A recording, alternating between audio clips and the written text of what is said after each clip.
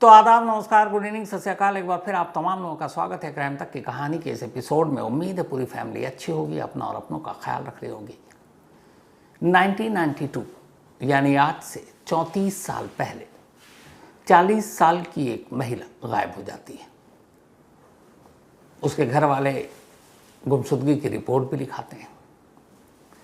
फिर धीरे धीरे वो मामला कहीं खो जाता है, क्योंकि खुद घर वालों को पता नहीं था कि वो गुम कहाँ हुई, किस शहर में हुई, कहाँ होगी।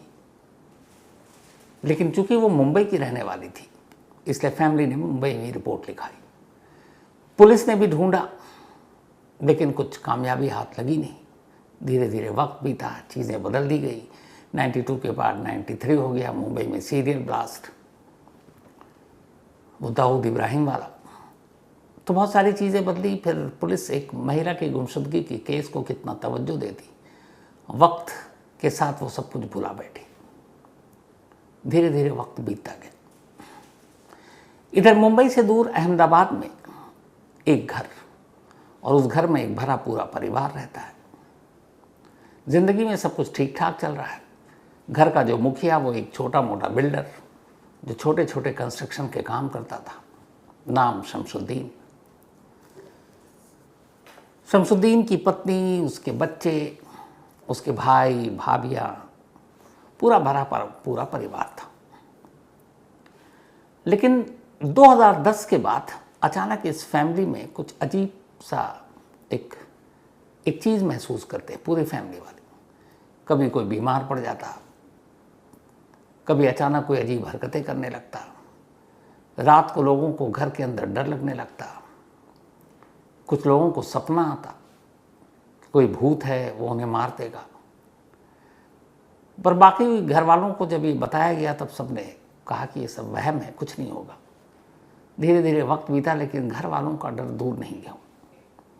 उन्हें हमेशा एक सपना आता कि एक कोई लड़की है या महिला है जो उनसे बदला लेना चाहती है, उन्हें मारना चाहती है, और वही इस घर के अंदर अजीब अजीब हरकत कर रही है। कई लोगों को तो घर के अंदर अजीब अजीब आवाज़ें सुनाई देने लगी। अब घर के अंदर मर्द भी, औरतें भी, बच्चे भी, जब घर के अंदर बातें होती तो बच्चों तक पहुंची। अब बच्चे भी डरने लगे। अंधेरा होते ही पूरा घर ही अपने घर के अंदर ही डरने लगा। पर फिर भी अभी तक वो वहम मान रहे थे। लेकिन 2012 के बाद कुछ और चीज़ें हुई। 2012 के बाद अचानक घर में एक बीमार पड़ा, उसकी मौत हो गई। उसके कुछ वक्त के बाद उसी घर में एक और मौत हो गई। फिर 2015 एकदम ठीक ठाक हट्टा कट्टा घर का मालिक शमसुद्दीन एक रात सोया, सुबह उठा तो लोगों ने देखा, मतलब वो क्या उठा ही नहीं। जब देर हो गई, उठा नहीं, तो घर वालों ने जाकर उसे जगाने की कोशिश की, कोई हरकत नहीं। डॉक्टर के पास ले गए, पता चला शमसुद्दीन की भी मौत हो गई। शमसुद्दीन का पोस्टमार्टम हुआ तो पता चला दिल का दौरा पड़ने से मौत हुई थी। शमसुद्दीन की एक और रिलेटिव जो बराबर में रहती थी, एक रोज़ अचानक उसकी मौत हो गई। शमसुद्दीन का एक दोस्त, वो भी ठीक ठाक हट्टा कट्टा, उसकी मौत हो गई। अब 2 साल के अंदर जब 4-5 मौत हो गई इस घर और घर के जानने वालों की, तो घर वालों को लगा कुछ गड़बड़ है। सपना वैसे ही उन्हें आ रहा था, अब क्या करें। तो शमसुद्दीन के मौत के बाद घर वालों ने कहा कि इस घर को छोड़ देते हैं, क्योंकि इस घर से अजीब अजीब आवाज़ आती है, रात को डर महसूस होता है, और सपने आ रहे हैं कि तुमको सभी को, इस घर में रहने वालों को एक एक कर मार देंगे। तो अपना घर, ठीक ठाक घर, इस दहशत और उस भूत के वहम की वजह से घर वालों ने छोड़कर बराबर में एक दूसरा घर ले लिया और इस घर को खाली कर दिया। अब वो दूसरे घर में रहने लगे। धीरे धीरे वक्त बीता, लेकिन वो सपना और वो जो सारी बातें थी वो अब तक गई नहीं। इधर इस घर को छोड़ा, वो अब खंडर होता गया, और जिस दूसरे घर में रह रहे हैं वहाँ वो भूत और वो ख्वाब पीछा नहीं छोड़ रहा है। परेशान हो गए। अब 2025-26 का साल आ चुका है, मतलब 15-20 बरस हो चुके हैं, और सपना और डर की बात 10 साल से ऊपर हो चुका है। 4-5 मौतें हो चुकी हैं। कई लोग अचानक बीमार पड़े हैं, कई अजीब अजीब हरकतें करने लगे। घर वालों को पक्का लगा कि कुछ भूत का साया उस घर में, और उससे अब छुटकारा पाना चाहिए। तो घर के लोगों ने तय किया कि किसी तांत्रिक, मौलाना, किसी ओझा, इनको बुलाते हैं और पता करते हैं कि मामला क्या और कैसे ये डर और वो वहम दूर हो।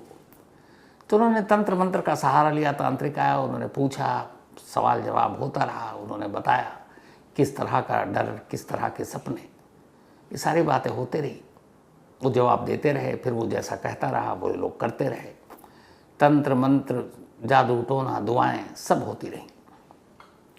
फिर इसी दौरान एक दिन एक तांत्रिक ने पूछा कि अच्छा ये बताओ, क्या इस घर में कभी कुछ ऐसा हुआ है, किसी के साथ जुल्म, किसी के साथ ज्यादती, कोई नाइंसाफ़ी, या आपको लगता है कि कोई ऐसा दुश्मन जो आपसे बदला ले रहा या ले सकता है?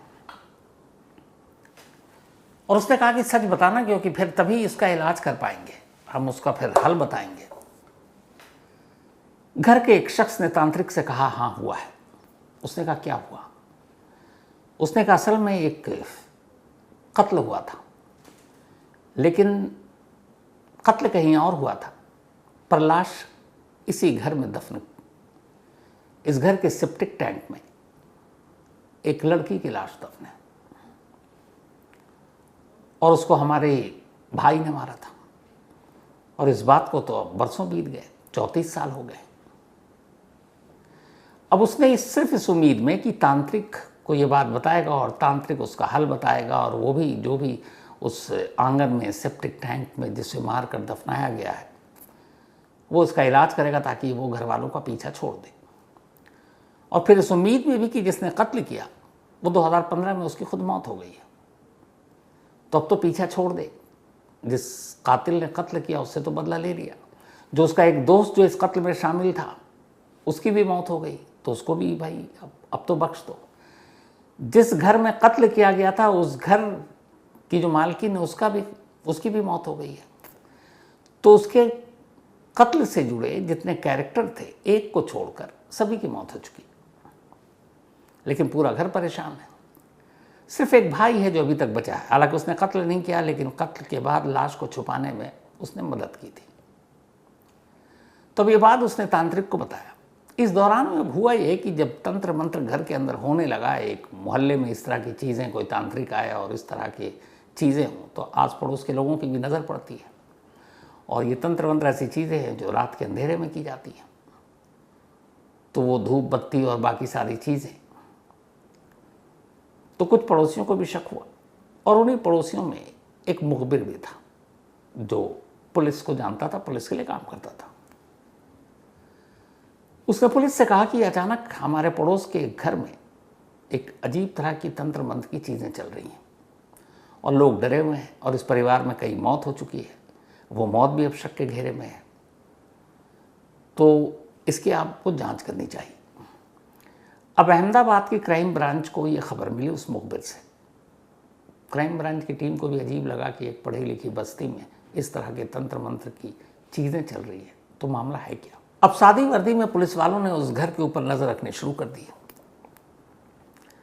जब नज़र रखनी शुरू की तो उन्होंने पाया कि मुखबिर की खबर सही थी। यहाँ कोई तांत्रिक आता है और कुछ अजीब तरीके के तंत्र मंत्र करता है। फिर एक रोज़ मौका देखते ही पुलिस ने उस तांत्रिक को बुलाया पूछताछ के लिए, और उसने कहा कि सच सच बताओ कि इस घर में ये तंत्र मंत्र, जादू टोना तुम किस लिए कर रहे हो और क्यों कर रहे हो और क्या वजह है जो कर रहे हो? तांत्रिक सच बोल बैठा। उसने कहा साहब, इस घर के एक शख्स ने मुझे बताया कि यहाँ एक लाश दफन है, और 34 साल पुरानी बात है। 34 साल से इस घर के आंगन के सेप्टिक टैंक में एक लाश दफन है, और इस घर के लोगों को पिछले कुछ सालों से अजीब अजीब सपने आ रहे हैं और ये डर रहे हैं, और उन्हें ऐसा लगता है कि मरने वाली उनके सामने खड़ी है।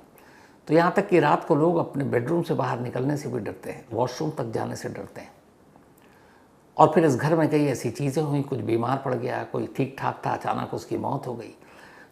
तो जब ये सारी चीज़ें एक साथ होने लगी तो उन्हें यकीन हो गया कि कुछ तो है और कोई बदला लेना चाह रहा, और वो वही भूत है जिसका कत्ल हुआ है। अब जैसे ही पुलिस को ये बात पता चली तांत्रिक से, तो अब सवाल ये कि सिर्फ तांत्रिक के कहने पर कैसे यकीन किया जाए। और दूसरा भूत प्रेत, कानून की किताबों में तो कहीं जिक्र नहीं है। तीसरा 34 साल पहले पुलिस ने आस पड़ोस के लोगों से पता करना शुरू किया, भाई आस पड़ोस में कोई लड़की गायब है, कोई महिला गायब है, तो बताओ। पुराने रिकॉर्ड खंगाले गए 1992 के, बट उस वक्त ऐसी कोई मिसिंग कंप्लेंट भी नहीं मिली। इस परिवार के लोगों के रिश्तेदारों की भी पूरी कुंडली चुपचाप से निकाली गई कि कोई ऐसी मौत हुई हो जिसको दबाया गया या कोई गायब हुआ। कहीं पुलिस में कंप्लेंट, कोई कामयाबी नहीं मिली। मतलब कहीं कोई गायब नहीं, कोई गुम नहीं, कोई पुलिस में कंप्लेंट नहीं। लेकिन तांत्रिक बता रहा है कि 34 साल से इस घर के अंदर एक लाश दफन है। अब पुलिस क्या करे? तब पुलिस ने आखिरकार इस घर में रहने वाले इकबाल नाम के एक शख्स को पूछताछ के लिए बुलाया। इकबाल शमशुद्दीन का छोटा भाई था, वही शमशुद्दीन जिसकी 2015 में दिल का दौरा पड़ने से मौत हो गई। और उसने उससे पूछा कि ये तुम तंत्र मंत्र क्यों कर रहे हो? इकबाल घबरा गया, क्योंकि उसे उम्मीद नहीं थी कि पुलिस तक ये बात पहुंचेगी।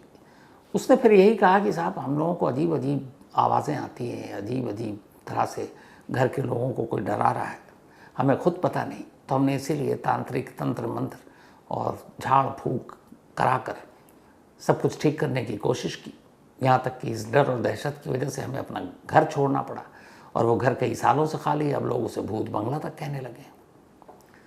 तो घर है, अब भूत बंगले के चक्कर में खाली है, तो एक बार वहाँ से वो दहशत और डर दूर हो जाए तो हम सब वापस अपने उस घर में लौट आए। बस इसीलिए तांत्रिक को बुला रहे हैं। फिर पुलिस ने कहा कि नहीं, तांत्रिक से तो तुमने ये कहा कि यहाँ एक लाश दफन है, क्योंकि तुम लोगों को उसका उपाय करना था और उसके लिए तुमने सच बोल दिया। तब पहली बार इकबाल घबराया और उसने कहा, हाँ ये सच है, घर के आंगन में एक लाश दफन है। अब इकबाल के कहने पर भी एक कत्ल का केस दर्ज तो हो नहीं सकता, क्योंकि 34 साल पुराना मामला है। लाश या लाश के सबूत भी मिलने ज़रूरी है। ये बात अभी पिछले महीने 30 अप्रैल के आसपास की है। तो जब खुद इकबाल ने ये माना, तांत्रिक बोल चुका है, घर में कई हादसे हो चुके हैं, आज के दौर में कोई सिर्फ वहम की खातिर अपना अच्छा खासा घर छोड़ दे, घर को वीरान छोड़ दे, ये बात भी खटक रही थी। तब पुलिस ने तय किया कि चलो इस घर की खुदाई करते हैं। जेसीबी मशीन मंगाई गई और इस घर के आंगन की खुदाई की गई, जहाँ पर सेप्टिक टैंक हुआ करता था।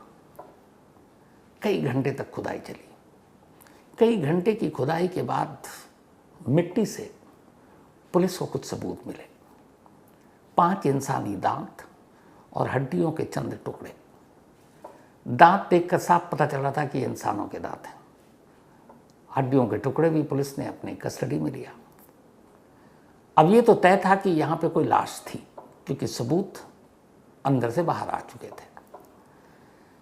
लेकिन ये लाश किसकी है, कौन है वो, ये कैसे एस्टेब्लिश किया जाए? क्योंकि जिसे मारा गया पहले उसकी आइडेंटिटी तो हो कि वो है कौन, और बिना डीएनए के कैसे पता करेंगे? तो फिर पूछताछ हुई। तब इकबाल ने कहानी सुनाई, और जो पूरी कहानी थी वो कुछ यूं थी। 1987-88 का दौर रहा होगा, 1987-88। अहमदाबाद का रहने वाला शमशुद्दीन, जो एक छोटा मोटा बिल्डर था, तब मुंबई में नौकरी किया करता था। बल्कि नौकरी किया, यही अपना काम किया करता था, कंस्ट्रक्शन का। और मुंबई में रहने के दौरान ही उसकी मुलाकात एक लड़की से हुई जिसका नाम था फरजाना। फरजाना भी थी गुजरात की, अहमदाबाद की, लेकिन फैमिली सेटल हो गई मुंबई, तो वो भी चली गई। तो मुंबई में दोनों की मुलाकात हुई, शमशुद्दीन और फरजाना की। मुलाकात के बाद दोनों में दोस्ती हुई, फिर दोनों में प्यार हो गया। अब चूंकि शमशुद्दीन मुंबई में ही रहता था, वहीं काम करता था, तो उसने अपना किराए पर एक अपार्टमेंट ले रखा था। कुछ वक्त के बाद अब फरजाना उसी के साथ उसी अपार्टमेंट में लिव इन में रहने लगी। 1987-88 की बात है, तब भी लिव इन हुआ करता था। हालांकि शमशुद्दीन की शादी हो चुकी थी और उसकी वाइफ अहमदाबाद में थी, और ये बात फरजाना को मालूम थी। अब दोनों लिव इन में रहने लगे। करीब 4 साल इनके रिश्ते को हो गए। इन 4 सालों में अब फरजाना ने, जो कि एक बीवी की तरह रह रही थी शमशुद्दीन के साथ। धीरे धीरे उसने अपने बीवी होने का हक मांगना शुरू कर दिया। उसने कहा जो कुछ तुमने अपनी पहली बीवी को जो प्रॉपर्टी या बाकी चीज़ें दी है, उसके नाम की है, जो जेवर दिए है, मैं भी हकदार हूँ, क्योंकि मैं भी तुम्हारी बीवी की तरह रहती हूँ, तो मुझे भी प्रॉपर्टी में वो हिस्सा चाहिए। शुरू में शमशुद्दीन उसको टरकाता रहा, लेकिन ये बात बनी नहीं, और अब जब भी मिलते दोनों में इस बात को लेकर झगड़ा होता। अब शमशुद्दीन फरजाना से पीछा छुड़ाने की कोशिश करने लगा, लेकिन फरजाना अड़ी हुई थी कि मुझे भी प्रॉपर्टी में हिस्सा चाहिए जो तुम्हारी पहली बीवी को मिला है। 1992 जुलाई या अगस्त के महीने की बात थी, और ये भी बताया उसने कि उस रोज़ बारिश हो रही थी। फरजाना अचानक मुंबई से अहमदाबाद पहुंच गई। अहमदाबाद पहुंचने से पहले उसने शमशुद्दीन को खबर कर दी थी कि मैं अहमदाबाद आ रही हूँ, तुमसे मिलूंगी, और इस बार फाइनल है कि तुम कुछ प्रॉपर्टी मेरे नाम करोगे जो तुम्हारी जिस तरीके से पहली बीवी के तुमने नाम कर रखा है, और वरना मैं तुम्हारे घर पहुंच जाऊंगी, हंगामा कर दूंगी। शमशुद्दीन डर गया। उसने कहा अच्छा तुम आओ। वो गया स्टेशन, उसे लेने आया। लेने के बाद अब वो उसे अपने घर ले जाने की बजाय अपने एक दोस्त के घर वहाँ ले गया। वहाँ ले जाने के बाद उसने उसे समझाने की कोशिश की, लेकिन फरजाना इस बार ठान कर आई थी कि वो फाइनल बात करके जाएगी और अपना हिस्सा लेकर जाएगी। इसी बात को लेकर दोनों में झगड़ा हो गया। इस झगड़े के दौरान गुस्से में शमशुद्दीन ने फरजाना का गला घोंट दिया। फरजाना की मौत हो गई। अब जब मौत हो गई तो शमशुद्दीन घबराया, क्या करे। जिस दोस्त का घर था वो एक महिला थी, शलिया बीवी नाम, तो घबरा गया, क्या करे। तब उसने अपने भाई इकबाल और अपने एक दोस्त अब्दुल को इस बारे में खबर दी। उसने उन दोनों को घर बुलाया जहां उसने कत्ल किया, और बोला इस तरीके से मेरे हाथ से ये कत्ल हो गया क्योंकि ये आ गई थी, मेरे घर पहुंच जाती, मेरा घर टूट जाता, प्रॉपर्टी में हिस्सा मांग रही थी, तो अब ये बताओ कि क्या करें। फिर ये तय हुआ कि उस वक्त उसके घर के ज़्यादातर लोग कहीं और थे, किसी फंक्शन में गए हुए थे। तो उसने कहा कि चलो अपने घर में इसे दफना देते हैं। घर के आंगन में एक सेप्टिक टैंक बनाना था जो रुका हुआ था। उसने उसी रात मजदूरों को बुलाया और कहा घर के अंदर गड्ढा खोद दो सेप्टिक टैंक के लिए। मजदूर आके उन्होंने गड्ढा खोद दिया। इसके बाद अब्दुल, इकबाल और शमशुद्दीन तीनों ने मिलकर फरजाना की लाश उस घर से निकाली और अपने घर ले गए। अपने घर ले जाने के बाद उन्होंने उसे उसी सेप्टिक टैंक में घर के आंगन में दफना दिया, मट्टी वट्टी बराबर कर दी, और फिर सब अपने अपने रास्ते हो लिए। इधर मुंबई में फरजाना जब गई और लौटी नहीं, 1-2 दिन हो गए, तो घर वालों को फिक्र हुई। उन्होंने मुंबई के पुलिस स्टेशन में जहाँ वो रहते थे रिपोर्ट लिखा दी। अब मुंबई पुलिस उसे मुंबई में ढूंढ रही, और कोई खबर नहीं। उस वक्त मोबाइल और सीसीटीवी कैमरे ये सब तो होते नहीं थे कि जिससे सुराग मिले। और दूसरा कि फरजाना और शमशुद्दीन के रिश्ते के बारे में या शमशुद्दीन के बारे में फरजाना के घर वालों को भी कोई जानकारी नहीं थी। तो जब शमशुद्दीन की जानकारी नहीं, तो ये भी पता नहीं कि वो कहाँ रहता, उसका घर कहाँ है। तो इसी वजह से मुंबई पुलिस ने कभी अहमदाबाद का रुख ही नहीं किया। वो मुंबई में ढूंढती रही, हर जगह उसने तस्वीरें सर्कुलेट कर दिया, लेकिन फरजाना मिली नहीं। और धीरे धीरे वक्त बीता, फरजाना को पुलिस भूल गई। अब इधर फरजाना शमशुद्दीन के आंगन में दफन है। अब शमशुद्दीन अपने परिवार के साथ उसी घर में रह रहा है। शमशुद्दीन और उसके भाई को ये पता है कि इस आंगन में एक लाश है। फिर धीरे धीरे वक्त बीतने के साथ घर में अजीब अजीब चीज़ें होने लगी, आवाज़ें आने लगी, लोग डरने लगे, सपने आने लगे। तो इसी बीच में शमशुद्दीन ने अपने घर के कुछ लोगों से भी ये बात शेयर की कि इस तरीके से इस घर में एक लाश दफन है, पर कोई किसी को बताएगा नहीं। तब तक सभी खामोश थे, लेकिन फिर एक एक कर जब घर में और रिश्तेदारों में मौत होने लगी, जिस घर में कत्ल हुआ उस घर में शलिया बीवी, उसकी मौत, जो दोस्त था अब्दुल, उसकी मौत, और फिर 2015 में खुद शमशुद्दीन की मौत, इसके अलावा 1-2 करीबी रिश्तेदारियों की मौत, और सबकी मौत एकदम अजीब तरीके से, मतलब एकदम ठीक ठाक सब कुछ। हालांकि हो सकता है ठीक ठाक आदमी को भी दिल का दौरा पड़ने से मौत हो जाती है। लेकिन जब एक सारे मौत होने लगे और घर के लोग बीमार होने लगे और अजीब अजीब सपने आने लगे, तब लोगों को लगा कि शायद ये सब कुछ उस आंगन में दफन लाश की वजह से हो है जो भूत बनकर बदला ले रही। और ये बात ख़ास तौर पर शमसुद्दीन का भाई इकबाल जानता था। और इसीलिए जब ये हद से ज़्यादा चीज़ें बढ़ने लगी, लोग घबराहट में और डर में जीने लगे, तो उन्होंने पहले घर छोड़ा, घर वीरान हो गया, भूत बंगला बन गया, दूसरी जगह रहने लगे। लेकिन फिर भी वो सपने और वो डर और दहशत गई नहीं। तब फिर कहीं जाकर तंत्र मंत्र ओझा का सहारा लिया और तब कहीं जाकर ये खुलासा हुआ। यानी 34 साल बाद कायदे से जिस फरजाना का कत्ल हुआ उसके कातिल एक एक कर मारे गए सिवाय एक के, और उस घर के भी कई लोगों से उसने बदला ले लिया। और वो फरजाना जिसकी गुमशुदगी या मौत की, गुमशुदगी की ही पता नहीं तो मौत या कत्ल की बात क्या पता चले, 34 साल बाद एक तरह से उसने खुद ही अपने कातिल तक पुलिस को पहुंचा दिया, क्योंकि डर और दहशत उसी को लेकर थी। और उसी वजह से वो तंत्र मंत्र या तांत्रिक के पास गए और उसी वजह से तांत्रिक को सच बताया, जिस वजह से पुलिस पहुंची, खुदाई हुई और सारी चीज़ें बाहर आई। अब दिक्कत यह कि 34 साल पुराना ये केस है। फरजाना का डीएनए मैच होने के लिए भेजा गया है, मुंबई में उनके रिश्तेदारों को ढूंढा गया है, और इस पूरे केस के जो चश्मदीद हैं उनमें से सिर्फ एक है अभी पुलिस के पास, वही भाई। अब उस भाई के ज़रिए पुलिस इस केस को कितना पुख्ता बनाती है, क्योंकि सब कुछ इस्टेब्लिश करना पड़ेगा। और कत्ल भी भाई ने नहीं बल्कि शमसुद्दीन ने किया था, लाश छुपाने में बाकी लोगों ने मदद की थी। तब ये केस आगे कोर्ट में किस रूप में जाएगा ये बड़ा इंटरेस्टिंग होगा, क्योंकि 34 साल पुराने सारे सबूत, राज, एविडेंस आपको कलेक्ट करने हैं और एक मजबूत केस भी तैयार करना है।